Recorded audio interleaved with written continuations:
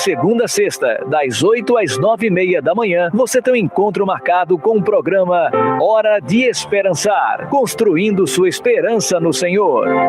O programa Hora de Esperançar é uma realização da Igreja Batista em Coqueiral, que fica na Rua Alcântara, número 176, em Coqueiral.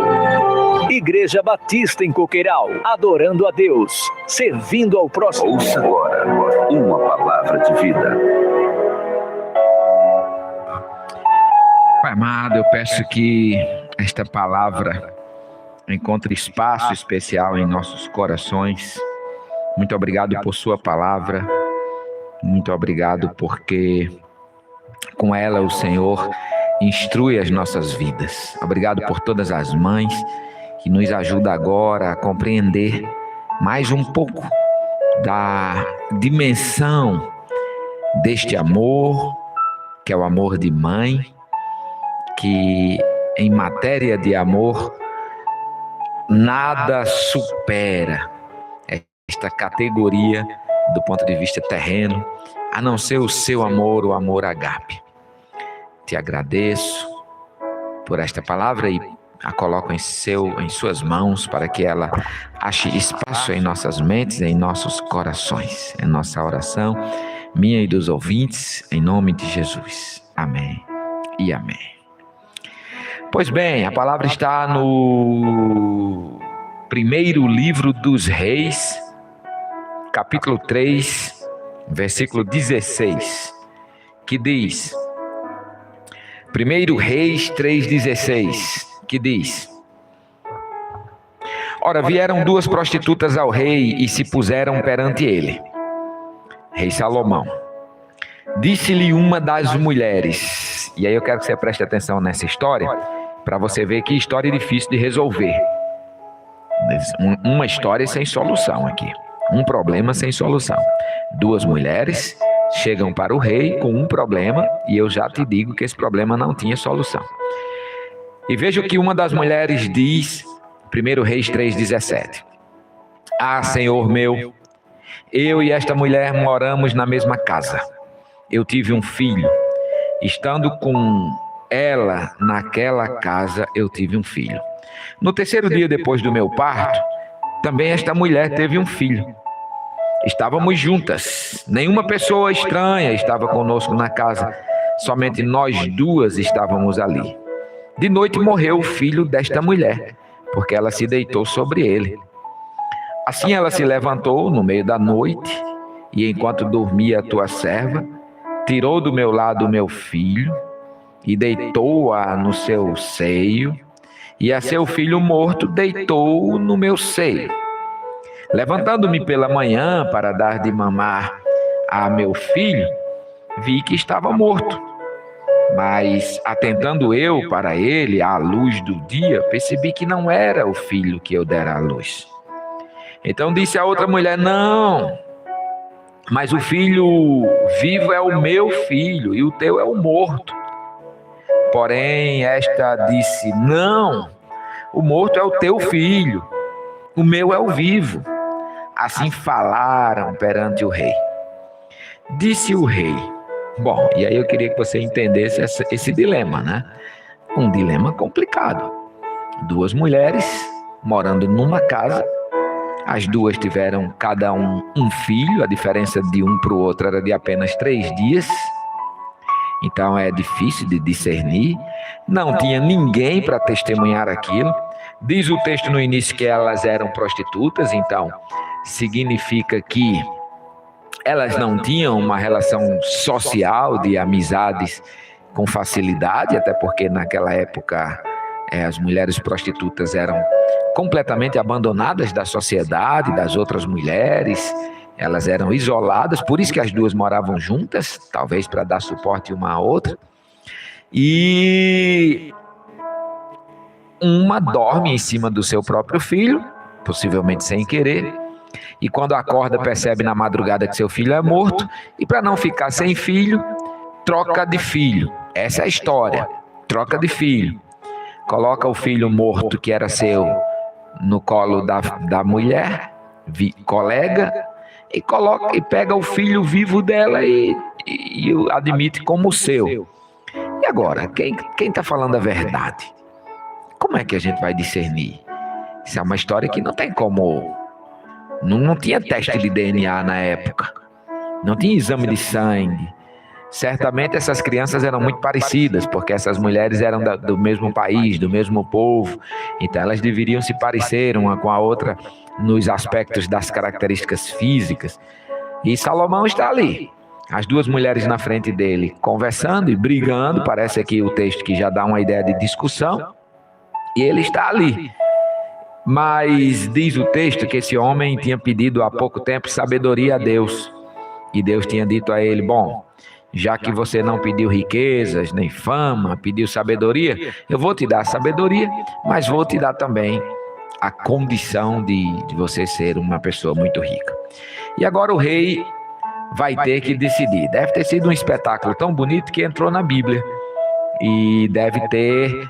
Essa notícia rodou por terras vizinhas e longínquas a ponto de sua fama correr tão longe de um homem sábio que uma rainha lá de um país da África veio para visitar, para testá-lo, para saber se ele era sábio mesmo. E olha aqui a estratégia de Salomão. Disse o rei, versículo 23 de 1 Reis 4. Disse o rei, esta diz, este que vive é meu filho, e teu filho é o morto. E esta outra diz, não, o morto é teu, e o vivo é meu. Então disse o rei, tragam-me uma espada. E trouxeram uma espada para o rei. Ordenou o rei, dividi em duas partes o menino vivo, e dê metade a uma e metade a outra. Ah, que loucura! Que doidice! Eu imagino que alguém que ouviu isso na hora não teve a mínima noção do que é que o rei estava fazendo, porque que malvadeza é essa? Como é que eu vou matar uma criança para satisfazer um problema? Não se faz isso. Mas Salomão era sábio e ele estava recorrendo a outro artifício, um artifício que não pode ser tocado, não precisa de provas, não precisa de exame de DNA, um artifício que não precisa de exame de sangue, que não precisa de confronto, que não gasta tempo. Ele estava recorrendo ao amor de mãe, a virtude humana mais próxima do amor de Deus. E olha o que é que acontece aqui. Versículo 26, 1 Reis 4. Mas a mulher cujo filho era o vivo, disse ao rei, pois as suas entranhas se lhe estremeceram por seu filho. Há um parênteses aqui, né? Diz o texto que as entranhas dessa mulher se lhes estremeceram por causa do seu filho. Então a verdadeira mãe disse ao rei, Senhor, dá o menino vivo a ela, mas não matem a criança. Dê a ela, mas não matem, dê o filho a ela. A outra, porém, dizia, não, nem meu, nem seu, que seja dividido. Então respondeu o rei, dai à primeira o menino vivo. De modo nenhum o mateis. Esta é sua mãe. Quando todo Israel ouviu a sentença que o rei proferia, temeu ao rei, porque viu que havia nele a sabedoria de Deus para fazer justiça. Que texto bonito. Que texto bonito. Que texto bonito. Que sacada especial. Que ideia brilhante teve o rei Salomão. Que ideia brilhante. Este homem, ainda novo, tinha pedido sabedoria a Deus e já era sábio o suficiente para compreender a grandeza, a singularidade, ou seja, não há nada igual no mundo, a beleza deste fenômeno que se chama amor de mãe. E é esse o critério que Salomão vai usar. Muito sábio. Poderia ter, se fosse hoje, dizia o juiz, ou diria um juiz, sem problema, relaxa. Eu determino que seja feito um exame de DNA. Com 30 dias o exame de DNA sairia e o juiz simplesmente diria: a mãe é esta segundo o exame de DNA. Salomão não tinha esse recurso.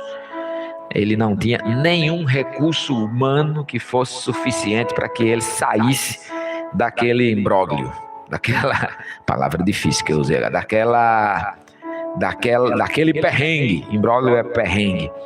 Para que ele saísse daquele perrengue. Mas toma este artifício. Vou lançar uma situação que o amor da mãe vai discernir para mim quem é quem nesse jogo. E aí você vê a atitude das duas mulheres e rapidamente Salomão diz: esta é a mãe. Tem um parênteses aqui que é muito interessante, que vai falar da semelhança do amor da mãe ao amor de Deus no versículo 26. Versículo 26 diz: pois as suas entranhas se lhe estremeceram por seu filho. Isso foi colocado depois. Todo o texto que você achar na Bíblia em parêntese, entre parênteses, é porque ele não estava no original. Ele foi inserido depois. Alguém resolveu inserir depois. Pastor, isso não é um problema não? Não é um problema não.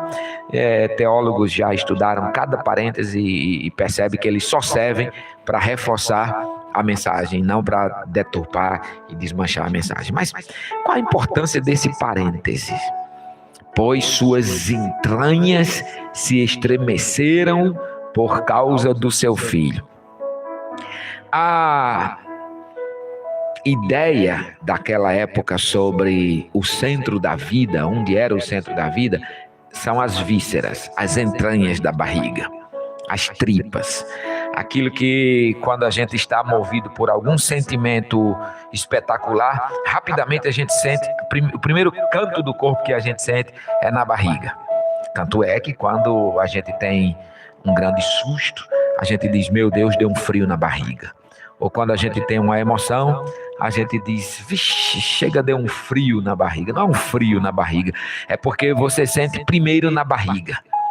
De maneira que os antigos, eles entendiam que o centro da vida e, consequentemente, o centro das emoções, o centro do amor, era na barriga. Na barriga. De maneira que uma pessoa só podia perceber a extremidade do amor que ela sentia quando a sua barriga sentia. Esse texto, as entranhas se remexeram, é uma palavra grega muito interessante que eu já preguei sobre ela, splagnirte, que significa sentir o problema do outro na própria barriga, numa dor que dá na minha própria barriga. Interessante que esse texto aparece algumas vezes na Bíblia. E eu vou dizer aqui algumas vezes que ele aparece na Bíblia, e praticamente todas as vezes que ele aparece na Bíblia, ele está vinculado ao amor de Deus. Ele aparece em Êxodo 3, quando Deus diz para Moisés na sarça ardente: eu vi a aflição do meu povo, eu ouvi o seu clamor, eu conheço as razões que levaram o meu povo àquele sofrimento e eu desci para libertá-lo. É Deus olhando para a dor humana, e nesse aspecto aqui, olhando para a dor de Israel e dizendo: eu senti a dor de vocês. Outra vez que esse texto aparece é em Mateus 9, quando Jesus, o texto vai dizer no fim do capítulo 9 que Jesus e seus discípulos e discípulas andavam de aldeia em aldeia, de cidade em cidade. E aí depois o texto diz que quando ele olhou para as multidões, ele viu que as multidões eram como ovelhas sem pastor. Diz o texto que Jesus sentiu esse treco na barriga, traduzido por compaixão. Essa é a palavra compaixão que aparece no português, splagnirte, que aparece no grego. Jesus olha para a dor daquelas multidões, para o sofrimento daquelas multidões, e ele sente a mesma coisa que aquela mãe sentiu na barriga. Outro momento que esse texto aparece, muito interessante, é na parábola do bom samaritano, quando Jesus diz ao doutor da lei que ia passando um samaritano, e quando viu o homem caído à beira da estrada, moveu-se de íntima compaixão. Isso é Lucas, capítulo 10. Lucas, capítulo 10. E o texto a palavra que está em Lucas, capítulo 10, para descrever qual é o sentimento do samaritano ao ver o homem que estava caído à beira da estrada, é o sentimento de splagnirte, sentimento de compaixão, de dor nas entranhas. E todos esses textos estão fazendo alusão direta ou indiretamente ao amor de Deus, que a Bíblia chama de agape. Há 4 palavras no grego, no Novo Testamento, no Antigo Testamento há mais, no hebraico, mas no grego há 4 palavras para descrever amores. Filéu, que é amor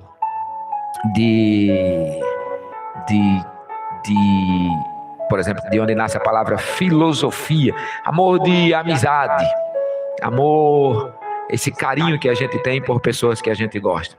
Fraternos, que é amor de irmão, é esse amor mais sanguíneo, esse amor mais da raça, da casa, da família. É um amor, diria que aí é um degrau a mais. O terceiro tipo de amor, o nome que o grego dá é o eros, é o amor sexual, o amor de uma pessoa por outra, o amor que faz você querer conviver com aquela pessoa, dormir com ela, ter relação sexual com ela, abraçá-la e beijá-la. Esse amor mais animal, né? É o amor erótico, o amor eros. E por fim o amor agape. Muitos chamam ágape, mas é agape. O amor agape, que é esse amor das entranhas.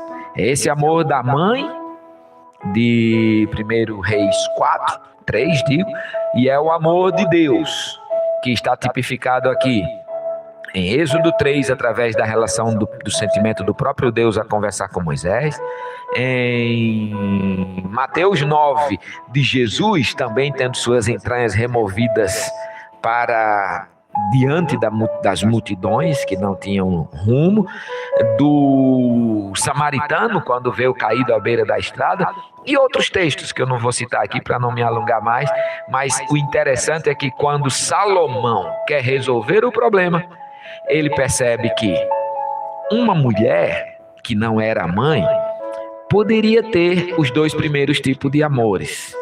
Lógico que Salomão não falava grego, eu só estou aqui fazendo agora uma aplicação, mas podia gostar daquela criança, podia ter um amor fraternal por aquela criança, ou podia achar um menino bonitinho e ter um amor filéu, ou seja, gostar, ter empatia por aquele menino, ou podia ter um amor próprio, do sentido de não ser uma mulher sem filho, e aí seria um amor egoísta, um alto amor doentio, que é o amor de Narciso por ele mesmo, ele se achar o cara, se achar a mulher e ela dizer, não, eu não posso ficar sem filho, amor egoísta.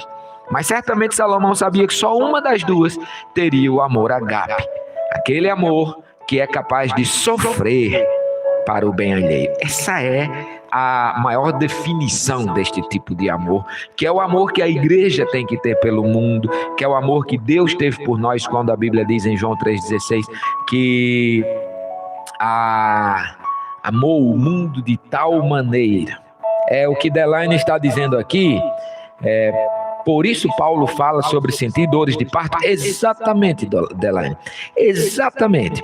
Quando Paulo diz, eu sinto por você dores de parto, inclusive essa palavra splagnirte é usada na medicina para esta dor que a mulher sente quando vai dar à luz. Quando Paulo diz, eu sinto por vocês dores de parto, Paulo está dizendo, eu sinto por vocês um amor que vocês não têm noção, que é como se fosse esse amor de mãe, que é a categoria mais próxima, ou mais elevada que nós podemos chegar aqui na nossa categoria linguística, né? De descrever, a categoria para descrever aquilo que a gente sente. O que é que eu estou querendo dizer com todo esse apanhado? É que não há... Quando o texto diz que aquela mulher sentiu nas suas próprias entranhas a dor por causa do seu filho, é isto que é o amor de Deus. É Deus sentindo nas suas próprias entranhas o seu amor por nós. Essa coisa é linda, essa coisa é grandiosa. E de todos os humanos, de todos os bichos, de todos os seres vivos, esta coisa é inerente à mãe. Este amor ágape, ele é naturalmente atribuído à mãe. A mãe é aquela que se doa toda, por causa da sua cria. Seja essa mãe, você mamãe que está me ouvindo ou me assistindo, seja essa mãe um bicho. Se você é um menino matuto, uma mulher matuta, ou seja, do mato, se tem a experiência do sítio, da vida rural, você sabe que quando a gente vê um rebanho de gado, a gente até passa perto desse rebanho de gado, mas a primeira coisa que a gente presta atenção é se tem alguma vaca com bezerro. Porque se tiver alguma vaca com bezerrinho novo, não passe perto. Não passe perto. Se você estiver andando num descampado e você perceber que tem pássaros no chão, não chegue perto. Não chegue perto. Porque aqueles pássaros no chão certamente estão cuidando de ninhos, sejam de ovos ou de passarinhos filhotes que acabaram de nascer. E essa mãe vai te arrebentar. Ela sabe que não tem a força que você tem, ela sabe que pode morrer, mas ela vai te arrebentar, ela vai fazer o que puder para defender a sua cria. Seja você, seja uma serpente que quer comer os ovos, ela vai ficar ali e ela vai fazer o que puder, seja ela mãe, seja ela bicho. Seja ela, digo, humana ou bicho, ela vai fazer o que puder, inclusive entregar a sua própria vida. Mas ela não vai abandonar a sua cria. Isso é uma categoria de amor que nós, homens, não temos capacidade de conhecer no nosso próprio ventre, na nossa própria experiência. Isso aí é um atributo da mãe. Por isso que, e aí eu quero terminar essa pregação, eu poderia passar aqui horas, porque há muito texto bíblico especial para ela. Mas eu quero te mostrar o último, que está em Gênesis 1, versículo 2. Diz assim: a terra era sem forma e vazia. Havia trevas sobre a face do abismo, e o Espírito de Deus pairava sobre a face das águas. Eu vou dizer coisas sobre esse versículo que talvez você nunca ouviu na sua vida, porque não é fácil de compreender, porque precisa se ler aqui no hebraico e não no português, porque algumas palavras no português não vão descrever o que era no hebraico. Primeiro, no hebraico, espírito é feminino. Espírito é feminino. A palavra ruach em hebraico. No grego também, pneuma. No grego é o vento, né? Pode ser traduzido por vento. Espírito pode ser traduzido por vento, sopro. Tanto no hebraico quanto no grego. Ruach no hebraico, pneuma no grego, de onde nasce pneumonia, tudo que tem a ver com sopro, né? Pneu tem a ver com sopro.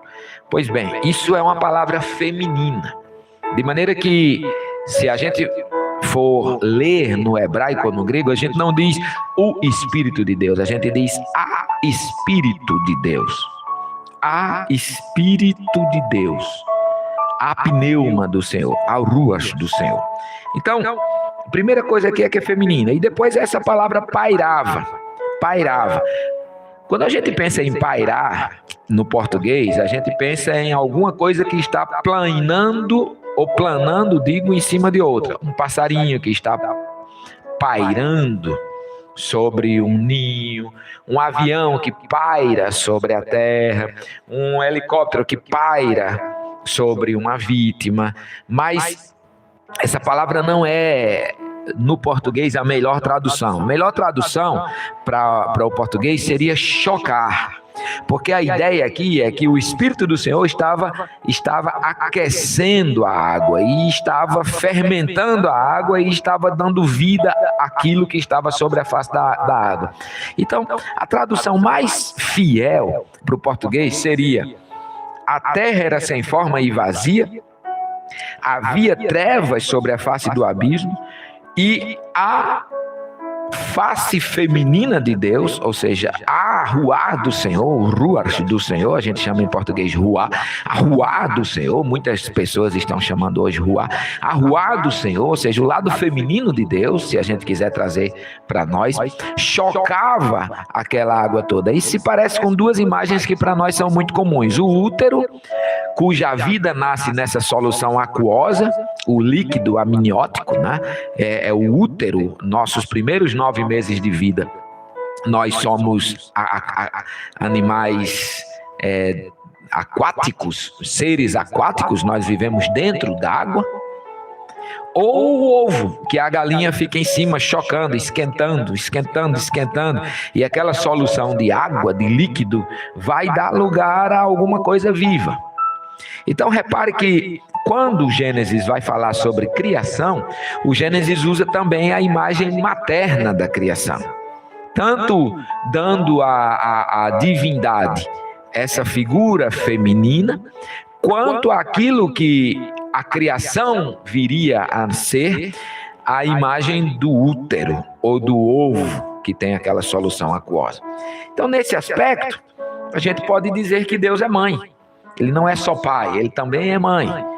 E, de novo, o escritor bíblico sabe que Deus, ele nos ama numa categoria tão indescritível, que a única maneira humana da gente chegar mais próximo do amor de Deus é o amor da mãe de Salomão, daquelas duas que Salomão recorre ao amor de mãe, do Jesus sentindo nas entranhas aquilo que uma mãe sente, do Paulo que sente as dores de parto, como Delaine bem lembrou, do bom samaritano que sente as dores de mãe quando vê aquele caído à beira da estrada, de Deus aparecendo para Moisés na sarça ardente, e por fim, de uma história que esses dias chamou muito a minha atenção, para entender a relação amor de mãe, amor de Deus. Eu tenho um amigo que é coronel da polícia lá no Rio Grande do Norte, e na época que ele era capitão, ele era vice-diretor do maior presídio do estado, conhecido por Caldeirão do Inferno. Como se fosse o nosso Aníbal Bruno, só que lá a coisa era muito perigosa. E eu lembro que havia 3 presos lá, que eram os dominadores do crime do Rio Grande do Norte: Paulo Queixada, Naldinho do Mereto e outro que eu não me lembro o nome agora. E chega um momento que um mata o outro. Paulo Queixada mata Naldinho do Mereto. E ou vice-versa, eu não me lembro. E o coronel, o capitão, que é esse meu amigo, ele me contou essa história faz um mês, quando eu estive em Natal pela última vez. Ele disse: Zé, eu entendi o que é amor de Deus quando eu era capitão, diretor, vice-diretor do Caldeirão do Inferno. Porque fui eu que fui para a mãe do morto, do bandido morto, que era um dos piores bandidos, um dos 3 maiores bandidos do estado. Fui eu que fui dar a notícia para a mãe. E quando eu dei a notícia para a mãe, ela começou a chorar, me abraçou e disse: sabe de uma coisa, capitão? Eu vou dizer uma coisa que ninguém acredita, mas meu filho era uma pessoa boa. O problema é que ele tomou rumos errados na vida, mas essencialmente ele era uma pessoa boa. E ela dizia isso chorando para o capitão. E o capitão ficou pensando: não, esse cara não era uma pessoa boa, esse cara era um bandido. Ele era um bandido, e que inclusive a gente da polícia está feliz porque ele morreu, porque a gente agora vai ter um bandido perigoso a menos. Mas eu estou diante da mãe, e a mãe está dizendo: o meu filho era uma pessoa boa. Zé, dizia esse meu amigo, Zé, foi nesse dia que eu compreendi o amor de Deus. E é exatamente assim que Deus olha para nós. Deus olha para nós e, a despeito de toda a nossa ruindade, toda a nossa humanidade, todos os nossos erros, quando Ele olha para nós, Ele olha além. E ele olha como essa mãe que diz: olha, meu filho fez um monte de coisa ruim na vida, mas no fundo, ele era uma pessoa boa.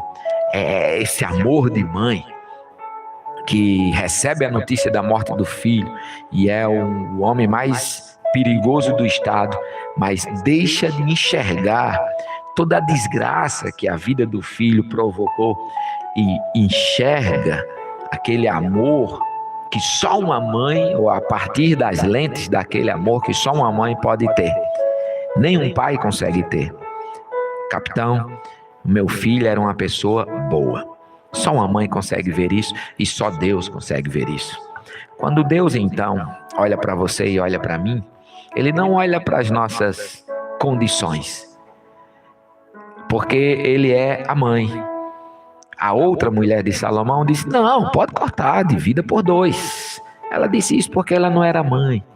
Mas a mãe diz: não, eu perco meu filho. Eu perco a alegria de viver com ele, mas entregue a outra porque eu quero o bem dele. Deus não olha para você e para mim a partir de outra categoria, a não ser esta categoria de amor materno. Eu quero o bem dele. Eu quero o bem dela. E aí, minha irmã e meu irmão, saiba que Deus, como mãe, ou exercendo esta função materna desde a criação até a redenção, porque Deus amou o mundo de tal maneira, essa palavrinha tal, em João 3,16, não pode ser traduzida por outra, a não ser por esta compreensão de amor. É o amor de mãe, é o amor que se aproxima do amor de mãe, lógico que supera, mas é o amor que na nossa categoria humana pode ser bem compreendido pelo amor de mãe. Mamãe, parabéns pelo seu dia e que você seja honrada por isso. Deus seja muito louvado na sua vida e Deus te abençoe ricamente, mamãe. E todos nós que somos mães ou não somos mães, que é o meu caso, consigamos apreender, compreender que a partir dessa categoria de amor materno, nós devemos amar a vida, nós devemos amar os outros, nós devemos amar a Deus e assim viver o nosso discipulado. Bom dia, nós continuaremos aqui na Rádio Dimensão FM, você que está no YouTube, nós vamos encerrar esta transmissão, mas você pode acompanhar pelo site www.radiodimensãofm.com.br. Eu vou colocar isso na descrição desse vídeo para você acompanhar também. E nós vamos aqui até às 11 da manhã, ou pela 98.1 Dimensão FM, mas você precisa estar na região metropolitana do Recife, ou pelo site radiodimensãofm.com.br. Parabéns, mamãe, e não se esqueça, domingo no culto da Igreja Batista em Coqueiral e da sua igreja também, em todas as outras igrejas, mas falando especialmente da Igreja Batista em Coqueiral, nós teremos um culto muito especial, devotado a você, mamãe. Um cheiro grande, um dia bom e que Deus te abençoe ricamente.